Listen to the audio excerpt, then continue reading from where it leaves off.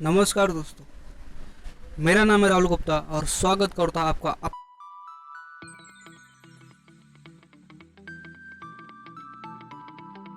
आज आपके लिए लाया हूँ एक another new video crypto currency के ऊपर, जिसमें ये देखेंगे कि एग्जैक्टली क्रिप्टो करेंसी क्या होता है और ये भी देखेंगे अगर इन्वेस्टमेंट करना है तो किस तरह से क्रिप्टो करेंसी में इन्वेस्टमेंट किया जा सकता है, कितने टाइप्स के क्रिप्टो करेंसीज मार्केट में अवेलेबल है इन्वेस्टमेंट एंड ट्रेडिंग पर्पज़ के लिए, और साथ ही इसको ये भी देखेंगे कि किस तरह से हम क्रिप्टो करेंसी को ले सकते हैं या उसको बाय कर सकते हैं। साथ ही साथ इसके अंदर क्या रिस्क है और कितना रिस्क है ये भी देखेंगे और थोड़ा सा ब्रीफ हिस्ट्री भी देखेंगे। तो चलिए इस वीडियो को शुरू करते हैं। इससे पहले मैं आपको बता दूं कि जो हमारा लास्ट वीडियो था basic of stock market part 2 में हमारे एक व्यूअर ने कमेंट किया था क्रिप्टो करेंसी पे वीडियो बनाने के लिए। उनके रिक्वेस्ट पे वीडियो बना रहे। और हाँ, अगर आप इस चैनल पर नए हो और अभी तक आपने इस चैनल को सब्सक्राइब नहीं किया है तो प्लीज़ इस चैनल को सब्सक्राइब कर ले और साथ ही साथ बेल आइकन को भी प्रेस कर दे, जिससे लेटेस्ट वीडियो आते ही आपको नोटिफिकेशन आ जाए।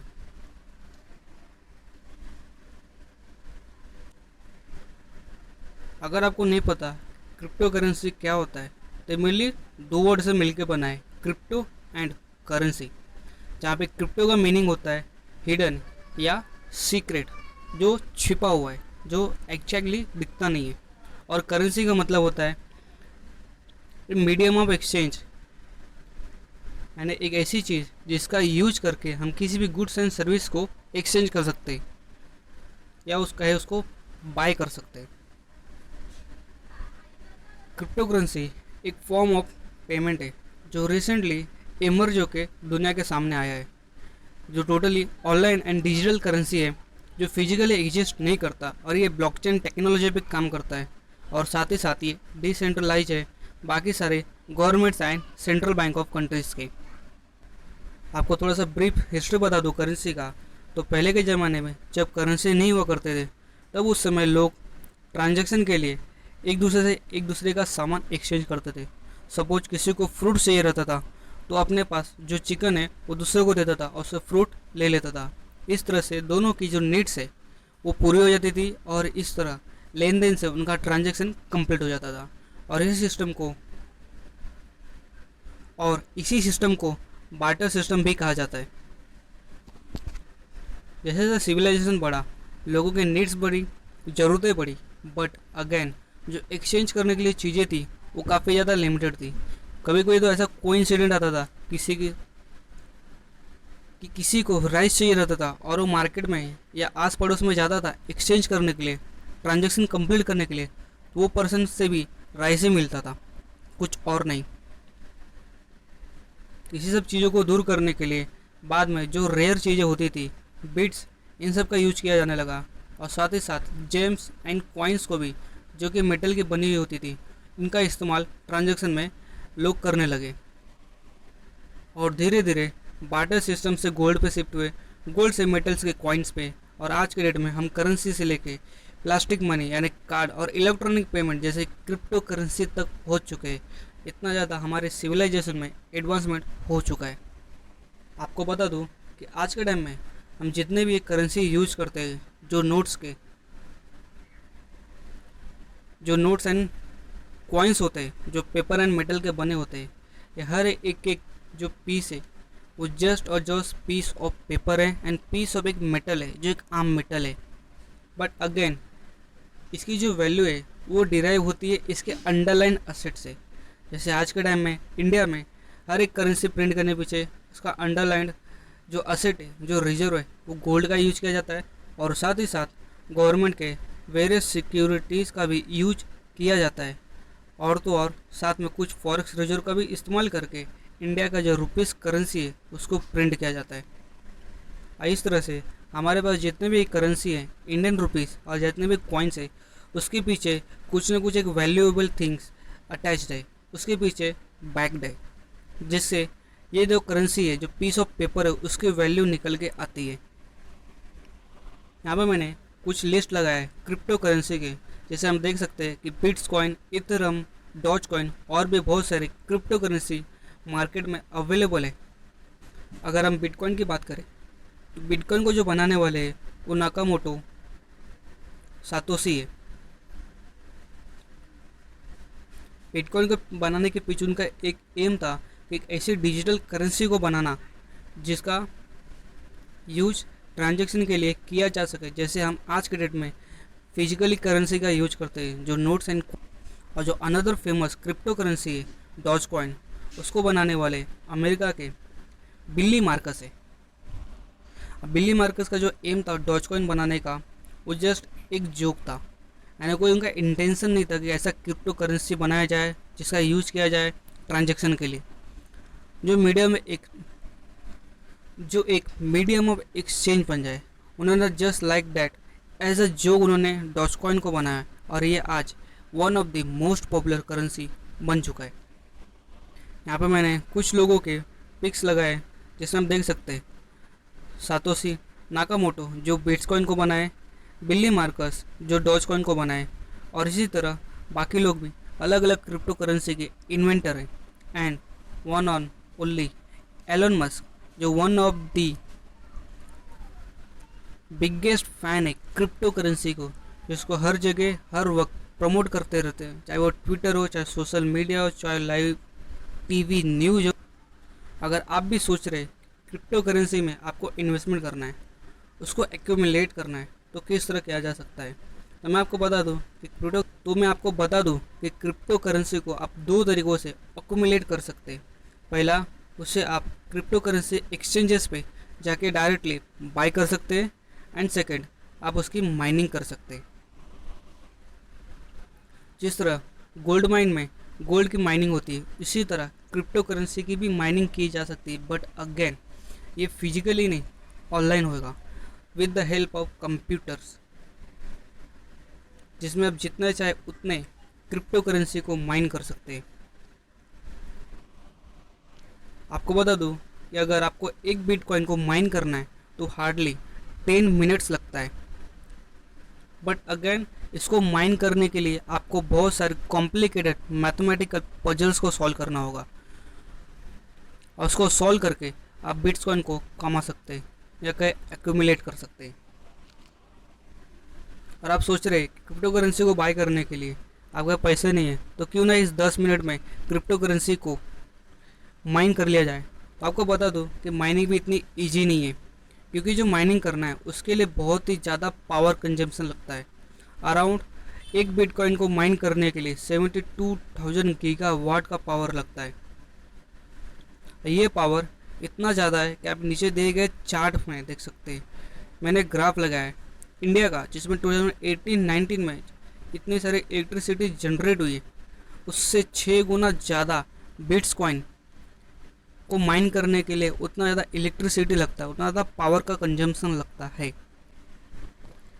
और आजकल खबर में भी आया है कि बिटकॉइन को अगर माइन करना है, इसके लिए जितना इलेक्ट्रिसिटी का कंजम्पशन होता है, एक खर्चा होता है, वो अराउंड 30 लाख घरों को सप्लाई किया जा सकता है यूएस में। और तो और अगर बिटकॉइन इंडस्ट्री को एक कंट्री मान लिया जाए, तो दुनिया में जितने भी कंट्रीज हैं उसमें सबसे ज़्यादा पावर कंजम्पशन में 159th रैंक पे बिटकॉइन का इंडस्ट्री आएगा। ये इतना ज़्यादा पावर कंज्यूम करता है, आप सोच सकते हो। बता दो क्रिप्टो करेंसी की जो टेक्नोलॉजी है वो ब्लॉकचेन पे काम करती है।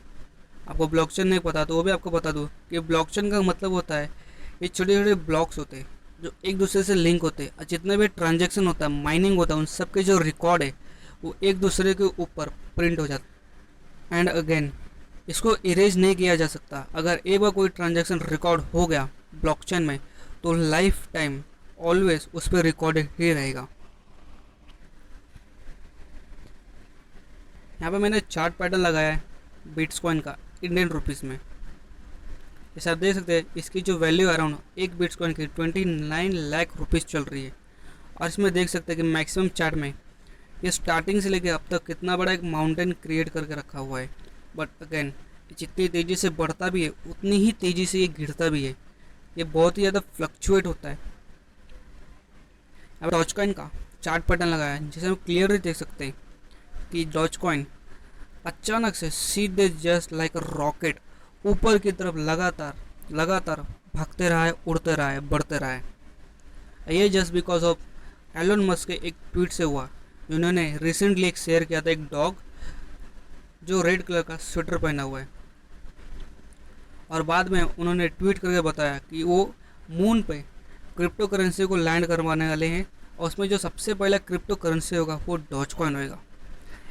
ये ट्वीट जैसे ही मार्केट में आया, वैसे डॉजकॉइन का जो प्राइस है वो एलन मस्क के स्पेसएक्स के जैसा एकदम रॉकेट बढ़ गया और रॉकेट की तरह उड़ने लगा, उसका प्राइस इंक्रीज हो गया।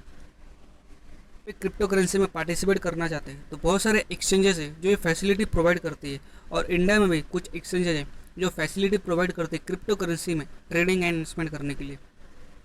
इन्वेस्टमेंट करने से पहले कि क्रिप्टो करेंसी को कोई रेगुलेट करता ही नहीं है। जिस तरह आरबीआई है इंडिया में बैंकों को रेगुलेट करता है, आईआरडीए जो इंश्योरेंस कंपनी को रेगुलेट करता है, और सेबी जो स्टॉक मार्केट को रेगुलेट करता है, वैसा कोई भी रेगुलेटर इंडिया में क्रिप्टो करेंसी के लिए बिल्कुल भी नहीं है। ये क्रिप्टो करेंसी का मार्केट है ये टोटली अनरेगुलेटेड है। इसे इन 2018 में आरबीआई ने बैन भी किया था और सारे बैंकों को इंस्ट्रक्शन दिया था कि कोई भी क्रिप्टो करेंसी में डील नहीं करेगा, जो भी एंटिटी डील करती है उसको कोई भी फैसिलिटी प्रोवाइड नहीं किया जाएगा। बाद में 2020 में सुप्रीम कोर्ट ने इस बैन को हटा दिया, जस्ट बिकॉज ऑफ कि इसके ऊपर कोई रूल्स एंड रेगुलेशन बना नहीं है, कोई फ्रेमवर्क आया नहीं है, इसलिए उनको हटाने के लिए बोला गया। आपको बता दूं कि एलोन मस्क के ऊपर बहुत सारा अलग अलग एलिगेशन लगते आ रहे हैं क्रिप्टो करेंसी को लेके और बिटकॉइन को लेके।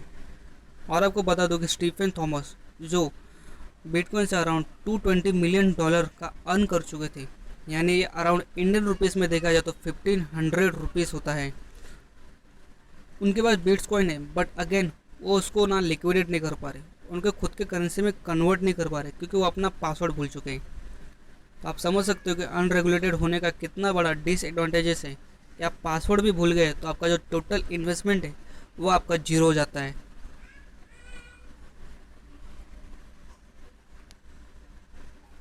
साथ ही साथ इस अनरेगुलेटेड मार्केट की वजह से जितने भी सेंट्रल बैंक है अलग अलग कंट्रीज़ के, वो भी काफ़ी ज़्यादा घबरा गई है और एक से बढ़कर एक स्ट्रिक्ट एक्शन लेना शुरू कर दिया है। आप सोच रहे होंगे कि इतना क्या है बिटकॉइन में, डॉजकॉइन में, एक डिजिटल करेंसी है, अच्छी बात है, पेपर का यूज नहीं होएगा, मेटल का यूज नहीं होएगा, प्रिंटिंग कॉस्ट बचेगा। जो अलग अलग कंट्रीज है, अलग अलग कंट्रीज से पेपर्स को इंपोर्ट करते हैं, उससे प्रिंट करती करेंसी को, वो सब बचेगा, कॉस्ट बचेगा। लेकिन फिर भी क्रिप्टो करेंसी को क्यों बैन किया जाता है, तो इसका आंसर मैं आपको देता हूँ। हम एग्जांपल लेते हैं अनियन का। अनियन जिसका प्राइस आजकल 10 से 15 रुपये 1 किलो का चल रहा है, और जब भी इसका फार्मिंग नहीं होता है या कि इसका जब शॉर्टेज होता है तो इसी अनियन का जो प्राइस है वो अराउंड 1 से 100 रुपये किलो से लेकर 150 रुपये किलो तक पहुंच जाता है, just because of shortage of supply. वो इसलिए नहीं पहुंचता कि इसकी वैल्यू ही 100 रुपये है या 150 रुपये है, ये इसलिए पहुंच जाता है क्योंकि इसका शॉर्टेज होता है मार्केट में। आपको एक और एग्जांपल देता हूँ गोल्ड एंड सिल्वर का। आप सबको पता है कि गोल्ड एंड सिल्वर कितना प्रेस्टिजियस मेटल है, हर किसी को गोल्ड में इन्वेस्टमेंट करना पसंद भी है। ये जो गोल्ड आते हैं वो गोल्ड माइनिंग से आते हैं, एंड अगेन हम सब जानते हैं कि ये गोल्ड एंड सिल्वर ये लिमिटेड रिसोर्स है, इसे एक लिमिट तक ही माइन किया जा सकता है, उसके बाद ये ख़त्म हो जाएंगे। इसके लिए भी इसका जो वैल्यू है वो काफ़ी ज़्यादा हाई रहता है। आपको एक और एग्जांपल देता हूँ लैंड का। हम जानते हैं कि हमारे सोलर सिस्टम में एक ही अर्थ है, एक ही पृथ्वी है, और उस पर भी जो जितने भी ज़मीनें हैं वो एक लिमिटेड है। इसीलिए जो पीस ऑफ लैंड है उसकी भी जो वैल्यू है वो ऑलवेज हाई होती है और फ्यूचर में बढ़ती रहती है, जस्ट बिकॉज ऑफ इसका डिमांड बढ़ता रहेगा क्योंकि लोगों का पॉपुलेशन बढ़ता रहेगा, एंड जो लैंड है वो लिमिटेड है। सिमिलरली जो शेयर मार्केट में जो शेयर्स है जो पब्लिकली ट्रेड होते हैं वो भी लिमिटेड है, एंड अगेन उसकी जो वैल्यू है उनके पीछे की जो उनकी कंपनी है जिन्होंने इस शेयर को इशू किया है, वहाँ से हर एक शेयर का वैल्यू डिराइड होता है, हर एक शेयर का वैल्यू डिसाइड होता है। उनकी अर्निंग्स पे, उनके परफॉर्मेंस पे। बट ऐसा जो क्रिप्टो करेंसी में बिल्कुल भी नहीं है। अगर हम बिटकॉइन को छोड़ दें तो बाकी जितने भी क्रिप्टो करेंसीज है वो अनलिमिटेड है। जितना चाहे उतना क्रिप्टो करेंसी बना सकते हैं, जितना चाहे उतना क्रिप्टो करेंसी माइन कर सकते हैं। इन्हीं सब चीज़ों की वजह से जितने भी सेंट्रल गवर्नमेंट है और जो सेंट्रल बैंक्स है वो सब डरे हुए ये जो नया इमरजेंस आया है क्रिप्टो करेंसीज का। आपको याद होगा कि 2016 में इंडिया में इंडियन गवर्नमेंट ने डिमोनेटाइजेशन किया था। डिमोनेटाइजेशन के पीछे एक तो एम था टेरर फंडिंग को रोकना, दूसरा एम था इंडिया में करप्शन को कम करना, एंड तीसरा and one of the most, जो इंडिया में फेक करेंसी सर्कुलेट हो रहे थे उस सब को बैन लगाना, उस सब पे रोक लगाना। अलग अलग एजेंसी से खबर मिली थी गवर्नमेंट को कि बहुत सारे जो नियर बाय कंट्रीज है, जो टेररिस्ट कंट्री है, वो इंडियन रुपीज़ को प्रिंट करते हैं सेम टू सेम एग्जैक्टली, जिसमें फ़र्क लगाना भी मुश्किल है। इन सब करेंसी को डिमोलिश करने के लिए गवर्नमेंट ने डिमोनेटाइजेशन किया। डिमोनेटाइजेशन की कंसेप्ट को मैं आपको एक एग्जांपल के थ्रू समझाता हूँ।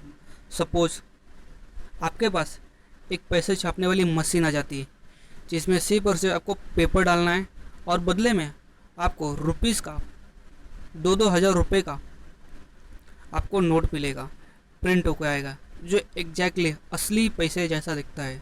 इससे आप क्या करोगे, आप जो चाहे वो खा पी सकते हो, मार्केट में जो चाहे वो चीज़ खरीद सकते हो, आप गाड़ी खरीद सकते हो, खुद के लिए घर खरीद सकते हो, चाहे तो प्लेन भी खरीद सकते हो, क्योंकि आपके पास जो पावर है वो अनलिमिटेड है, जितना चाहे उतना पैसा छाप सकते हो।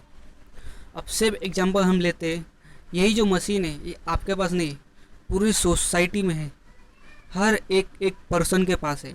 तो सोचिए, हर जगह हर किसी का पैसा होगा, किसी को भी काम करने की ज़रूरत नहीं पड़ेगी, किसी को बिजनेस करने का ज़रूरत नहीं पड़ेगा, क्योंकि उनके पास अनलिमिटेड मनी है, अनलिमिटेड मनी सप्लाई है। ये सब रीज़न है कि हर किसी का अनलिमिटेड पैसा आ जाए तो इकोनॉमी नहीं चलेगी, किसी का सामान नहीं बिकेगा, क्योंकि कोई काम नहीं करेगा, कोई बिजनेस नहीं करेगा। एंड अगेन यह है एक पीस ऑफ पेपर है, इसलिए आगे जाके इस जो करेंसी है उसकी वैल्यू भी ख़त्म हो जाएगी।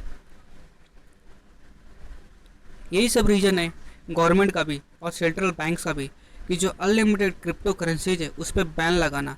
और वैसे क्रिप्टो करेंसी जैसे बिटकॉइन जो है तो लिमिटेड, बट अगेन उनके पीछे कोई अंडरलाइन असेट नहीं है, जैसा कि इंडिया में हर एक रुपीज़ के पीछे गोल्ड होता है, गवर्नमेंट बॉन्ड होता है, फॉरेक्स होता है। आपको पता चल गया होगा कि जितने भी क्रिप्टो करेंसीज है उसको कोई भी माइन कर सकता है, उसको कोई भी बना सकता है, और साथ ही साथ उसको सेंट्रल बैंक इशू नहीं करती, उसको रेगुलेट नहीं करती, और इसके पीछे कोई अंडरलाइन एसेट होता नहीं है, और साथ ही इसको कोई रेगुलेटरी बॉडी भी नहीं है, इसको कोई रेगुलेटरी बॉडी नहीं है, और साथ ही साथ कोई रेगुलेटरी फ्रेमवर्क नहीं है, कोई लॉ एग्जिस्ट नहीं करता। इसलिए काफ़ी ज़्यादा एक रिस्की एसेट बन जाता है इन्वेस्टमेंट करने के लिए।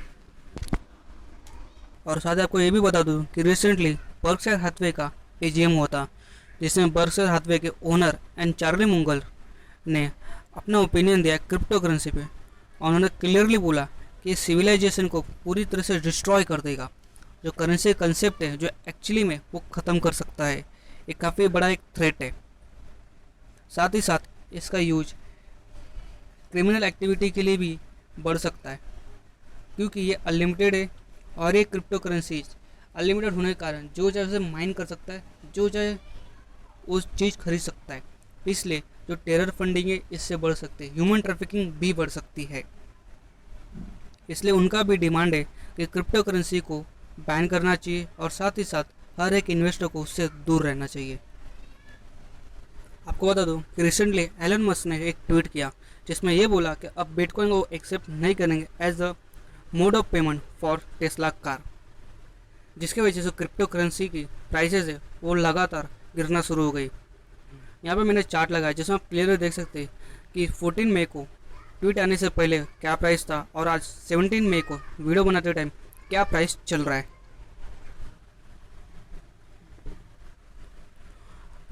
इनका जो रिफ्यूजल है उनका ये बोलना है कि बिटकॉइन को माइन करने के लिए बहुत ही सारी एनर्जी लगती है, जैसे कि मैंने आपको पहले बताया कि कितनी सारी एनर्जी लगती है एक बिटकॉइन को माइन करने के लिए।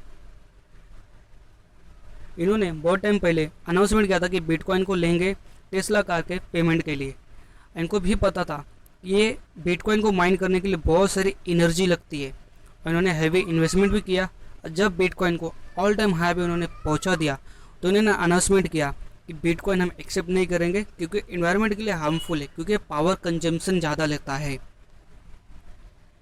तो है आपको और बता दूं एलन मस्क के बारे में, तो इसके पहले भी बहुत सारे एलिगेशन लगते रहे हैं एलन मस्क के ऊपर, अलग अलग फ्रॉड के केसेस इनके ऊपर आते रहे, और बहुत सारा बिलियंस में इनको वहाँ के जो सेक है, that is security and exchange commission, जो इंडिया के स्टॉक मार्केट रेगुलेटर सेबी की तरह यूएस के मार्केट को रेगुलेट करता है, उन्होंने भी बहुत सारा फाइन एंड पेनल्टी मारा है। और बड़े बड़े बिजनेसमैन ने एंड इन्वेस्टर ने सीधे बोल दिया है कि Elon Musk is the fraud. यही सब रीजन है, unregularity, high trap, criminal activity, underline asset न होने की वजह से हमारे देश की जो गवर्नमेंट है उन्होंने तैयारी कर ली है, और साथ ही साथ आरबीआई ने भी काम चालू कर दिया है डिजिटल करेंसी के ऊपर रेगुलेटरी फ्रेमवर्क लाने का। और आरबीआई का जो एक्शन है वो ऑलरेडी आप देख सकते हैं, बहुत सारे बैंक्स हैं जो क्रिप्टो करेंसी के पेमेंट को एक्सेप्ट करते थे, उसको उन्होंने बंद कर दिया। साथ ही साथ जितने भी एक्सचेंज है क्रिप्टो करेंसी के, वो किसी न किसी बैंक अकाउंट के थ्रू लिंक है। तो इंडिया में जितने भी बैंक है, खास करके जो प्राइवेट बैंक है, उन्होंने जो पेमेंट है वो डिक्लाइन करना शुरू कर दिया है आरबीआई के इंटरनल इंस्ट्रक्शन देने की वजह से। और साथ ही साथ बहुत सारे एक्सचेंजेस है जो क्रिप्टो करेंसी के, उसके लिए केवाईसी करना पड़ता है, और केवाईसी के लिए गवर्नमेंट इशूड डॉक्यूमेंट सबमिट करना पड़ता है, जैसे पैन कार्ड, आधार कार्ड, पासपोर्ट, ड्राइविंग लाइसेंस। तो बाकी लोग को भी केवाईसी कंप्लीट करने के लिए भी दिक्कत आना शुरू हो गया है। बहुत सारे लोगों का केवाईसी प्रोसेस नहीं हो रहा है, रिजेक्ट हो जा रहा है, या इन प्रोसेस ही दिखा रहा है। और बहुत ही जल्द इंडियन गवर्नमेंट क्रिप्टो करेंसी के ऊपर बिल ला सकती है। और साथ ही साथ आरबीआई ने भी अनाउंसमेंट किया है कि बहुत ही जल्द अपना इंडिया का खुद का एक डिजिटल करेंसी लाने वाला है, जो अगेन वो लीगल टेंडर होगा, backed by gold, forex and government bond होगा, जिस तरह से एक्चुअल हमारा मनी जो नोट्स एंड कॉइन बैकेड है। आई होप आपको क्रिप्टो करेंसी के ऊपर एक छोटा सा डिस्कशन वीडियो अच्छा लगा होगा, काफ़ी ज़्यादा इन्फॉर्मेटिव लगा होगा, और आपको समझ में आ गया होगा कि कितना ज़्यादा रिस्क है। रिवॉर्ड तो ऑब्वियसली इसके अंदर है ही, क्योंकि एक एक साल के अंदर बिट्स कॉइन, डॉज कॉइन 10 गुना से लेकर 100 गुना तक का रिटर्न दे रहे, बट अगेन उसके अगेंस्ट रिस्क उससे भी ज़्यादा है। ये अनसर्टेन है, अनरेगुलेटेड है, कोई लीगल अथॉरिटी भी नहीं है। आपके साथ फ्रॉड भी हुआ, सपोज आपने फंड जमा किया एक्सचेंज में बिटकॉइन को बाय करने के लिए, डॉज कॉइन को बाय करने के लिए, और उन्होंने ऑर्डर प्लेस नहीं किया, तो आप उनके ऊपर केस भी क्लेम नहीं कर सकते कि हमारा पैसा ये खा गया, हमको रिटर्न कराओ। साथ ही साथ इसमें स्पेकुलेशन बहुत ज़्यादा होता है, कभी भी इसके प्राइस ऊपर जाते हैं, जैसे एलन मस्क ट्वीट करते तो ऊपर जाता है, वापस ट्वीट करते तो नीचे आ जाता है, एंड इसमें टोटली कोई कंट्रोल नहीं है। साथ ही इसमें पूरा रिस्क है, वैल्यू को भी लूज़ करने का, इसका कोई अंडरलाइन एसेट तो है ही नहीं, मैंने आपको बताया, क्योंकि एक्चुअली इसके पीछे जो कोई वैल्यू है ही नहीं। जिस तरह नोट्स है, रुपीज़ है, हर एक चीज़ के पीछे है, इसके पीछे कोई भी अंडरलाइन एसेट बिल्कुल भी नहीं है, और इसे खुद की वैल्यू तो है ही नहीं, क्योंकि एग्जिस्ट ही नहीं करता। और साथ ही इसका फ्यूचर का भी कोई गारंटी नहीं है, क्योंकि इसे किसी भी सेंट्रल गवर्नमेंट ने या सेंट्रल बैंक ने इशू नहीं किया है। ये जो भी बिटकॉइन है या जितने भी क्रिप्टो करेंसी है, उसको किसी न किसी ने इन्वेंट किया है, एज अ जोक इन्वेस्टमेंट किया है।